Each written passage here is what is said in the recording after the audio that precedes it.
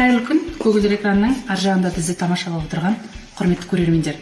Бүгін мәдениет және өнер қызметкерлерінің мерекесіне орай ұзақ жылдар мәдениет саласында қызмет еткен және қазіргі таңда мәдениет саласында қызмет етіп жатырған аға апаларымызбен ұйымдастырылған кездесу кешіне асығып келе жатырған жайым бар.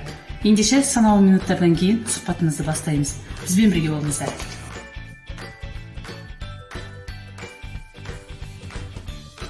Бүгінгі кешіміздің қонақтары ұзақ жылдар бойы мәдениет саласында еңбек еткен, қазіргі уақытта зейнеткерлікте ортамызда Лима Дәулетбекқызы отыр және қазіргі таңда қызметтес мәдениет саланың ұзақ жылдар бойы жұмыс жасап келе жатырған ортамызда Қуаныш Сәлменұлы мен Гүлсара Ғабдықызы төрімізден табылып отырсыздар.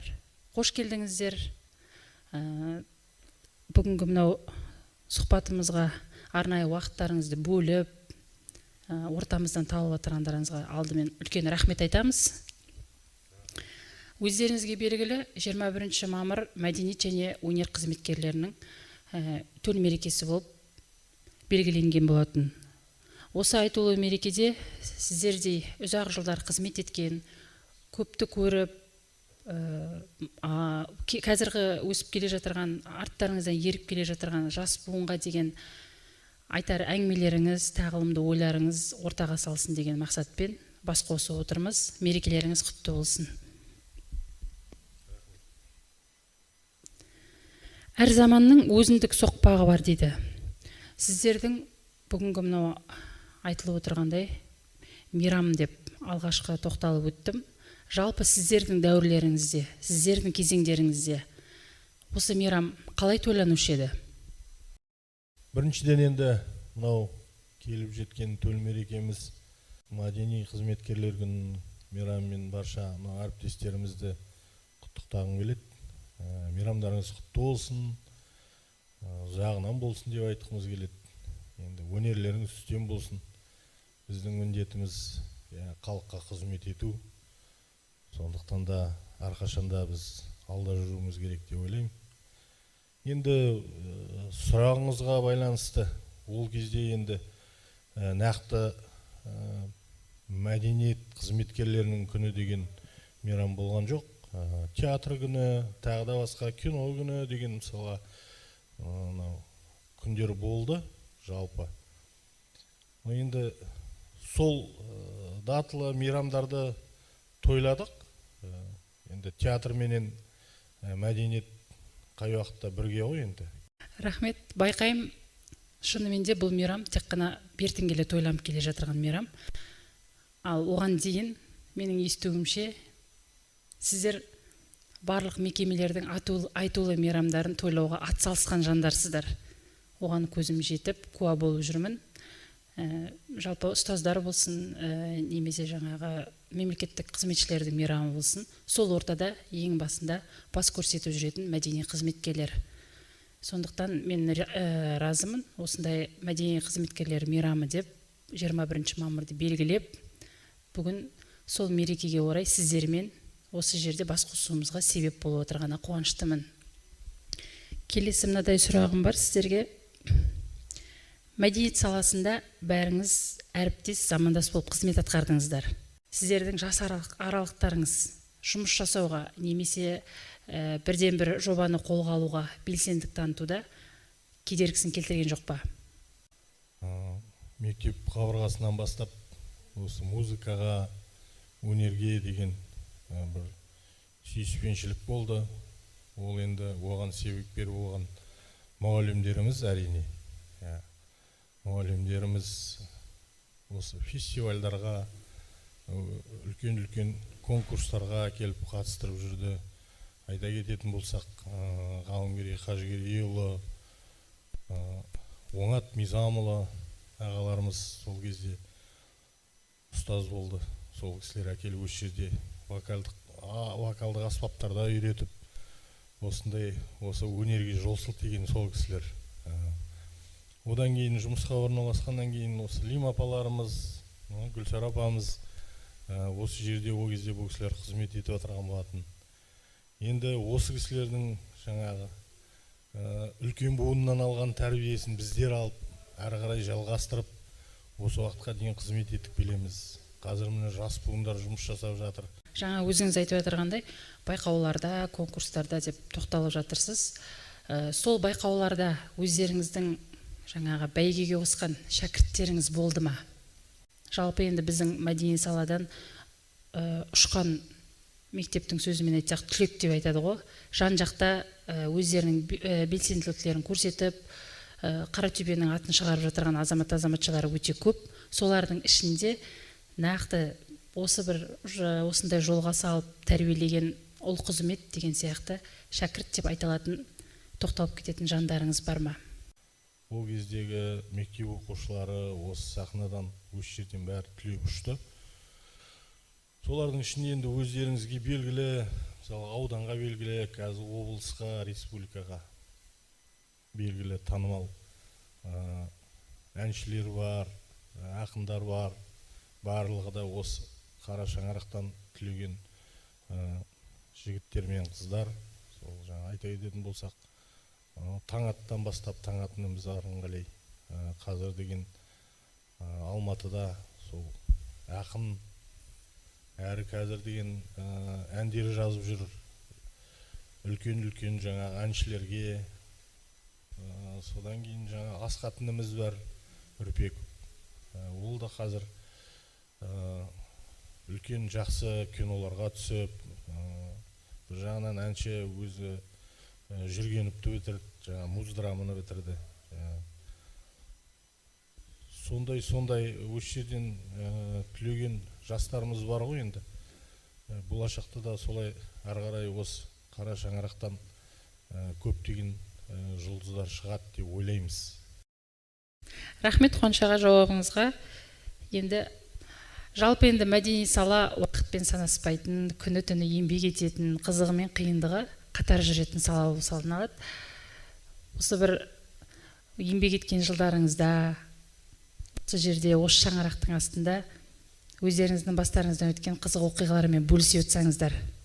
Мерекелеріңіз құтты болсын, әріптестер, бәріңіздің де аман болыңыздар, жұмыстарың жемісті болсын, әрі қарай өнерлеріңді көрсетіп, биіктен көріне беріңіздер. Біздің кезімізде енді сіздердей мынадай жылы жерде жарқыраған мәдениет үйінде отырған жоқпыз. Мен осы салада 36 жыл жұмыс жасап, зейнеткерлікке шықтым. Шөптігіл мәдениет үйінен. Біздің мәдениет үйі қазірде белгілі ғой қандай екені. Мен жасаған кезде ешқандай жылу жүйесі болған жоқ. Мұздаяқтанып, былайша айтқанда балалардың тілімен сырғанақ теуіп жүрдік ішінде. Бірақ ешқандай іс-шара өткізбеген жоқпыз. Осы ауданнан шақыртып, талай іс-шараларды өткіздік ішінде, мақтау алып жүрдік. Біздің кезімізде енді қазір рақат заман ғой енді былай қарағанда.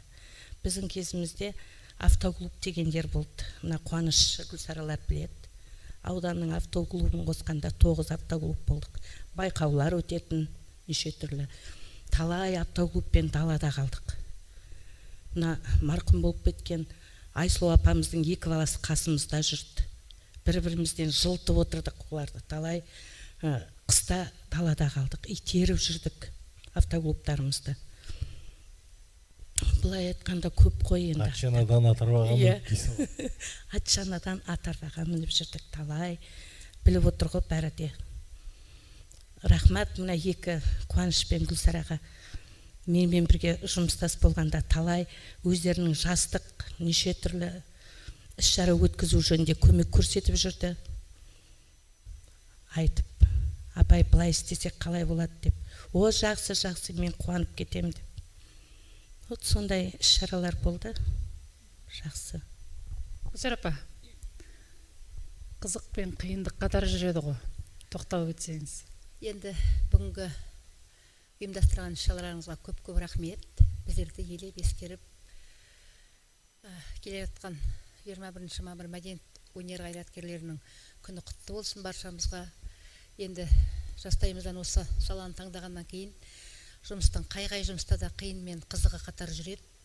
Мәдениет саласында үйді күйді көрмей түнімен күнімен жұмыс жасауға тура келген уақыттарымыз болды. Жас болдық, балаларымыз жас болды, сонда да соның бәріне мойымай күн осы күнге шейін мен де 36 жыл жұмыс жасап келе жатыр екенмін осы салада. Мен де Лим апамның қарауында істедім. Одан кейін қуанышменен кейін келсе де ол өзімізге басшы болып, қуаныштың қарауында мен бәленбай жыл жұмыс жасадым. Осы кісілерден жақсы істерін алдарына бір келмей барлығын бірге көтердік. Енді қиын уақыттар болды. Біздер мынадай жылу жүйесі бар жерде жұмыс жасаған жоқпыз. Жоғарыда қазіргі әдістемелік бөлімде біздер сол жерге пеш салып, осындағы қызметкерлерді солай жылтып, сол бір қуанғанымыз бар.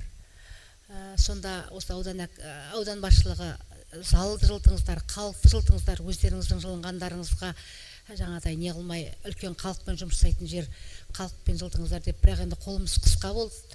Бірақ әйтеуір осы мәдениет үйін сақтап, қалып, осы сіздерге аманаттап, мінекей тапсырдық. Оны тек қана сіздер емес, сіздер оны болашаққа тапсырасыздар.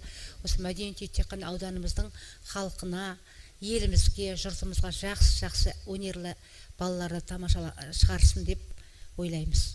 Содан бір қуанған кезіміз болды. 98 жыл болу керек. Қараша айы біздер деген сол жылдың басынан бастап жалақы алмаған уақытымыз ғой. Содан бір күні қуанышты хабар келді. 9-10 айдан кейін жалақы аламыз деген. Бәріміз қуанып, осы Қуаныш Сәлменұлы бізге ол кезде директор, автоклубты ұйымдастырып, ақшамызды алып, барлығымыз қалаға барып, тамақ суымызды әкеліп бір қуанып қалғанымыз бар. Ол да бір семья баққаннан кейін, ол да бір ол кезде жұмыссыз, ер адамдарымыз жұмыссыз, жаңадай көп мекемелерде қысқарту болып жатқан уақыт, бірақ әйтеуір осы мәдениет үйі сол уақытта да қысқарған жоқ. Әйтеуір соған Аллаға шүкір, ризамыз. Енді келесі сұрақ мынадай, өздеріңізбен бірге замандас болған аға апаларымыз бар. Кейбірі тіпті бұл өмірден өтіп те кетіп жатыр. Сол осы мәдениеттің бір бұрышына үлестерін қосып, сіздермен қызмет болып, дәм тұзы таусылғанға дейін еңбектерін сіңіріп те кетті. Солар жайлы сөз қозғасақ. Көптеген аға апаларымыз бізбен бірге қызмет еткен. Қазір арамызда жоқ кісілер бар. Айта кететін болсақ, Туышева Разия апамыз осы жерде мәдениет саласын басқарды, көптеген жұмыс жасады, осы жерде еңбегі сіңді, осы мәдениет саласында қызмет етіп. Тілеп Бекболат ағамыз, айта кететін болсақ, өте жақсы әнші кісі болды. Жігер фестивалінің лауреаты болған кезінде сондай керемет әнші ағамыз еді.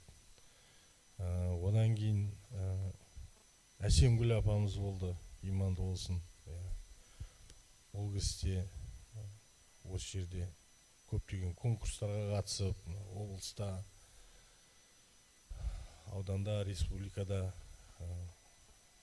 атақтар алды. Қазір енді олар арамызда жоқ. Жандары жәннатта болсын дейміз. Сол кісілермен бірге қызмет еттік. Қала берді енді қазір қалада, әрбір жерде, әрбір қалада жұмыс жасап жатырған ағаларымыз бар. Ағаларымыз, апаларымыз осы жерде салада жұмыс жасаған. Нұрбол Қамбетов ағамыз бар. Осы жерде ол кісі қызмет етті. Нұршат Сайын ағамыз бар. Ербол Жұмағазиев деген ағамыз бар. Сосын Айдардың фамилиясы кім еді? Бисимбаев Айдар. Ол кісі де осы жерде қызмет етті. Ол кісі де тамаша әнші кісі. Қазір бәрі қалада қызмет етеді. Енді әркім әртүрлі себептермен кезінде сол жақтарға қоныс аударды, сол жақта қызмет етіп жатыр. Жалпы елде жүрген азаматтар мен азаматшалар ғой енді. Сол араласып тұрамыз, ақылдасып, арасында ақыл сұрап тұрамыз, әлі күнге дейін хабарласамыз. Алысқа кеткен жоқ, арасында кездесіп те жатамыз. өткен кеткенді айтып, кезіндегі мәдениет саласының қызықтарын, қиындықтарын айтып деген сияқты. Сондай аға апаларымыз бар, бірге жұмыс жасаған. Айта жүретіндей, мақтап жүретіндей, сондай азаматтар мен азаматшылар әлі күнге дейін қызмет етіп жатыр. Рахмет. Ал енді Лима апа, Гүлсара апа, сіздер осы салада өмірде де, өнерде де жолдастарыңызбен бірге қызмет етіп келе жатсыздар. Сол кісілердің түсініктері қалай болды? Қазіргі жастарда көп проблема туындайтын осы мәселе.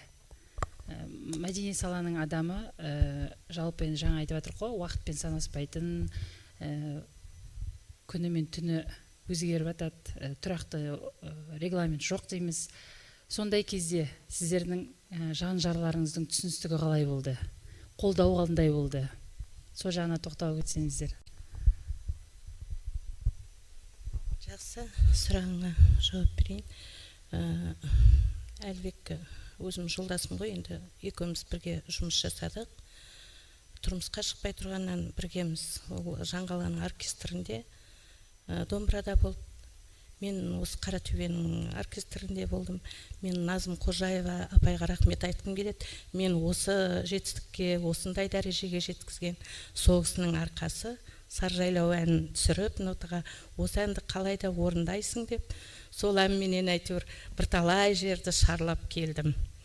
Жолдасым да жақсы түсінеді барлығын. Екеуміз бірге шешеміз, талай үйге қона алмайтын да жағдайларымыз болды сайлау уақыттарында. Соның бәрінде де баланың қасында өзі түсініп, сол жұмысымның қадірін осы кезге шейін әйтеуір құрметтеп келеді. Ағаларыңның арқасы менің жүргенім. Енді Марина Карлықызы, сұрағыңыз өте орынды. Семья болғаннан кейін, жұмыс болғаннан кейін жаңағыда жай бір кейбір уақыттарда түннің бір уағына дейін де жүретін кездеріміз болды. Соның бәріне де түсіністікпен қарады, түсініп, енді еңбек ету керек, бала бағу керек деген сияқты. Қазіргі заманда екеуміз бір салада қызмет жасаймыз, жақсы, түсінігі мол. Жаңа Лима Дәулетбекқызы айтқандай, азаматтарымыздың арқасы, әйтеуір алысқа кетсек, сапарға кетсек те балаларымызды қарап, үй-жайдың бәріне көмектесіп, бір жағадан бас, бір жеңнен қол шығарған, сол бірлік, тірліктің арқасы деп ойлаймын. Рахмет. Дұрыс айтасыздар. Жалпы енді жаңа Әлібек ағамызда, Мұрат ағамызда өздеріңізбен бірге бір қызметтес болғасын, сіздердің қолдауларыңызды, сіздердің жандарыңыздан табылуды ол кісілер міндет етіп санаған. Енді менде Қуаныш ағаға керісінше сұрақ. Сіздің жарыңыз жалпы ұстаз болғандықтан мәдени салаға ешқандай енді ол кісінің қатысы жоқ қой. Ол кісінің керісінше сізге деген көзқарасы қалай болды? Жаңа Мұрат ағамыз бен Әлібек ағамыз енді бұл салада қыр-сырын білгесін, бұл кісілерге қолдау көрсетті. А жалпы бұл саланы меңгермеген адамнан қандай көмек, қолдау болады екен? Жалпы енді ол кісі өзі тұрмысқа шығайын деп отырған кезде білдік кімге шығайын деп отырған. Сондықтан да енді ешқандай жаңағыдай қарсылық болған жоқ.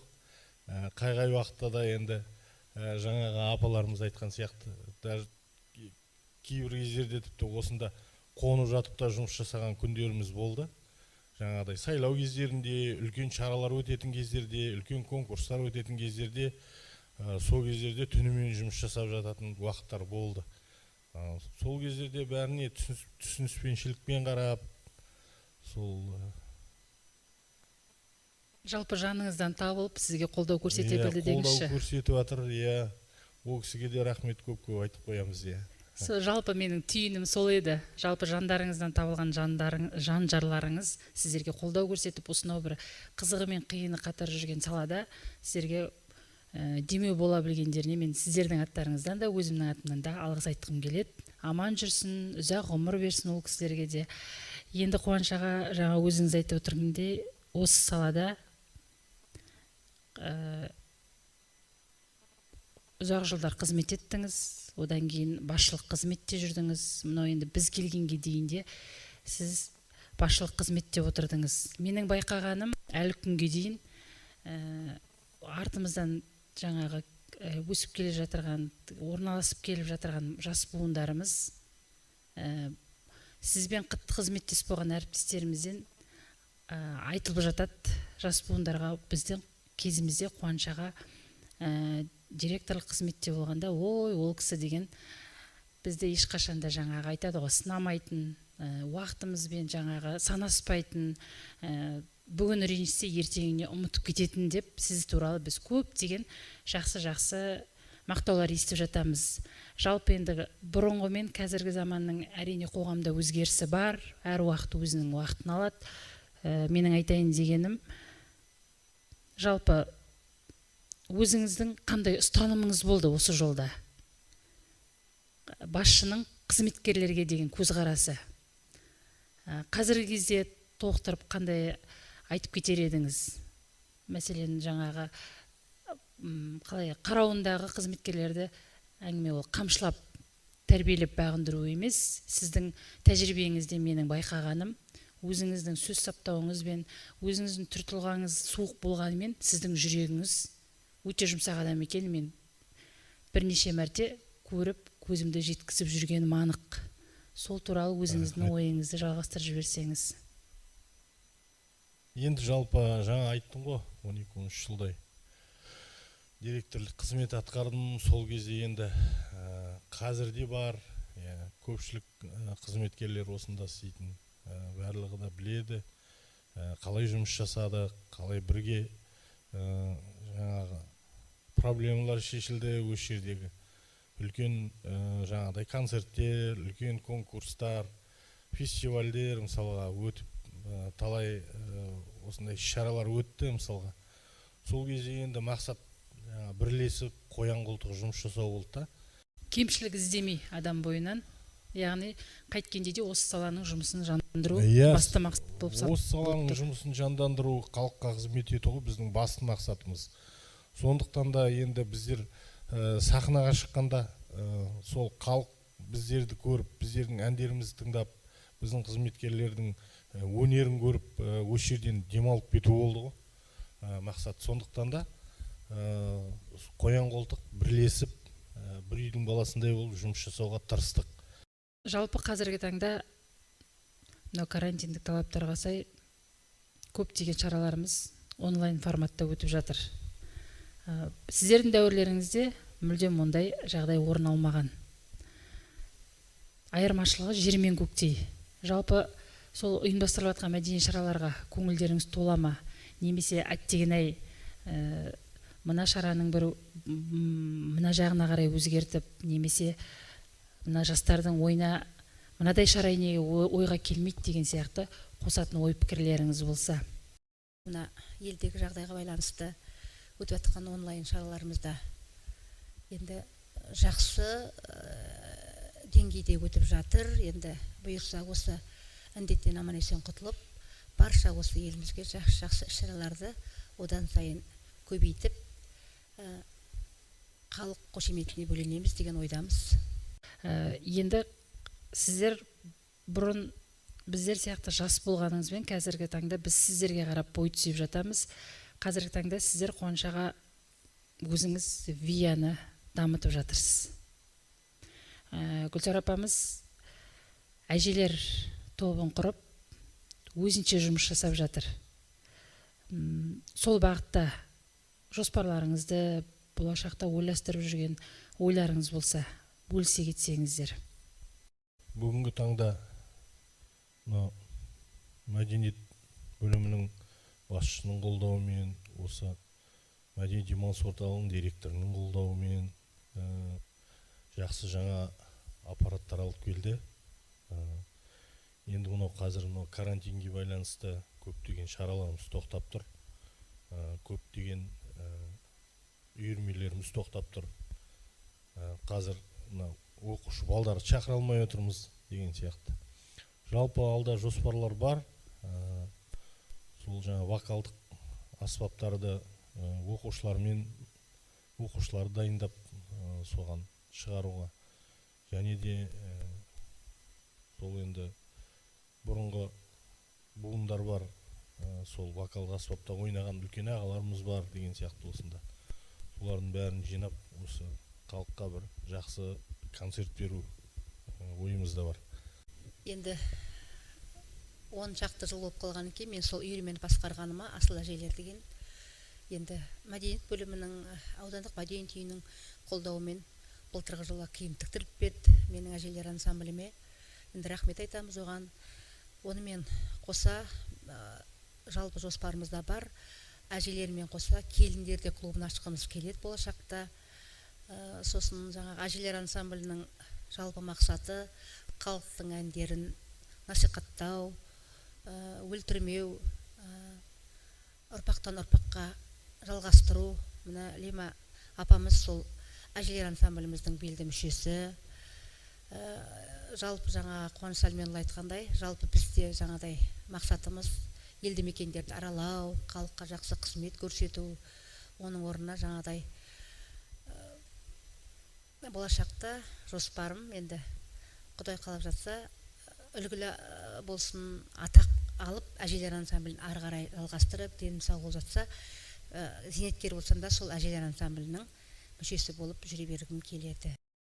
Қолға алған істеріңізге береке берсін. Мынау жаңа айтылған топтарымыз атақ қорғап, мәдениет саласының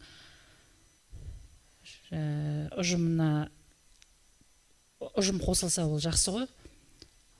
Сондықтан көп рахмет айтам. Енді бүгінгі кездесуімізде әнсіз болмас деп мен Қуаныш ағамыздан бір ән сұрағым келеді. Мейрам болғасын, өздеріңіздің жүрек жарды тілектеріңіз болса, әріптестеріңізге деген айтып өтуге болады. Содан кейін Қуаныш ағамыздың әнін жалғастырсақ.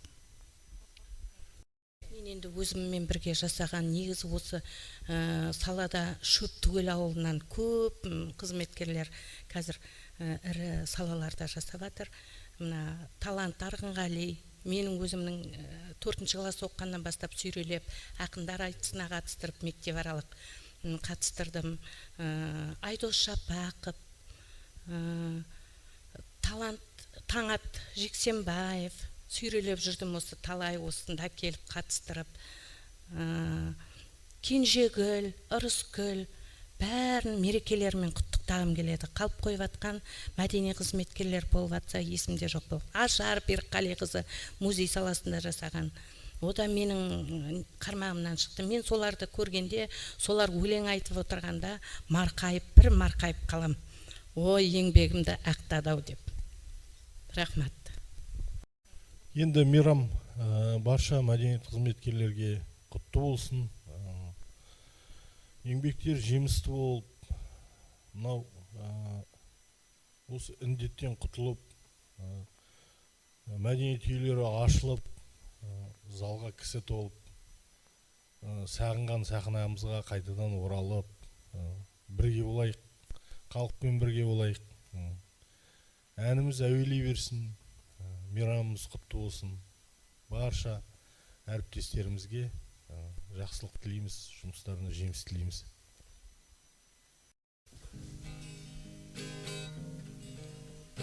Бүгінгі ел ішінде дәстүрді жалғастырған, татулық белгісімен жағалай малдас құрған. Ей менің асқар тауым, қазақы дастарханым, өзіңсің бақ берекем, аққайынар бастауларым. Өзіңсің бақ берекем, аққайынар бастауларым. Ақ ниетпен иілсе келін балаң, ықылас сөз еткен сыйластық елін табам. Ей менің асқар тауым, қазақы дастарханым, өзіңсің бақ берекем, аққайынар бастауларым. Өзіңсің бақ берекем, аққайынар бастауларым. Дәм татар талай ғасыр, ұрпақтар абайласын, кірілетпей таз ұстасын, қалықтың шарайнасын. Ей менің асқар тауым, қазақы дастарханым, өзіңсің бақ берекем, ақ қайнар бастауларым. Өзіңсің бақ берекем, ақ қайнар бастауларым. Өте керемет, әндеріңізге көп рахмет, өте әсерлі болды. Енді мынау бүгінгі бағдарламамызды қорытындылай келе, өздеріңіздің ортақ әңгімелеріңізді айтып, бір-бірімен жүздесіп, көңілдеріңіз бірленіп, жастарға керемет естелік әңгімелеріңізді айтып жатсыздар. Осының бәрі біздің құлағымызда қалады. Біз сіздердікін келесі буынға жеткіземіз. Осылай ортамызда аман-есен, асыл әже болып, ата болып, сүйікті жар болып, сыйластығы мол әріптес болып жүре беріңіздер. Енді мынау мәдени демалыс орталығының аздаған сіздерге дайындаған сыйлықтары бар, қабыл аларсыздар.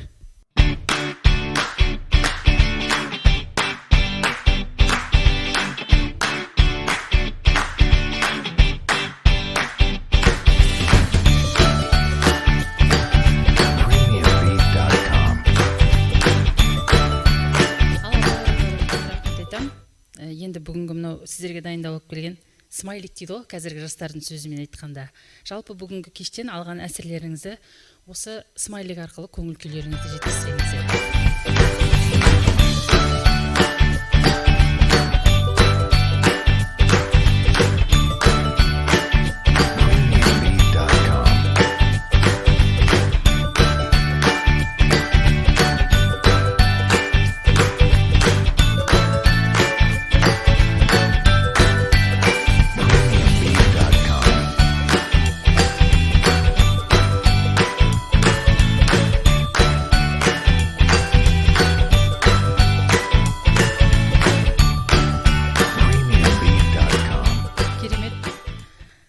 Әрине сіздерде әріптестеріміз ортамызда жүргесін, сіздерге де көңіл бөліп, бір сәт мерекеде сіздерге уақыт бөліп, осындай шара ұйымдастырып жатырған жайымыз бар.